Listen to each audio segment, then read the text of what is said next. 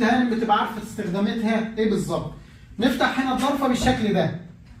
دي طبعا الضرفه القلاب اهي، واللي جوه دي طبعا الصفايه القلاب، بنفتحها بالشكل ده. تيجي مثلا وانت مثلا بتغسل المواعين بتعمل اي حاجه بتروح منزلاها تحت، تغسل بقى تعمل اللي هي عايزاه كله، ترص اطباقها، تسيب حاجتها كلها تصفي ميتها، وبعد ما تخلص خالص بتروح جايه عامله بالشكل ده كده اهي.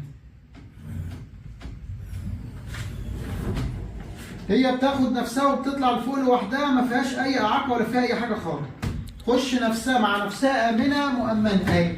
نفتح تاني، بتفتح وتقفل معانا بكل سهوله وبكل بساطه اهي. نرفع بترفع معاك بالشكل ده اهي.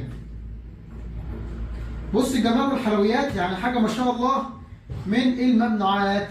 نقفل الباكن بتاعنا.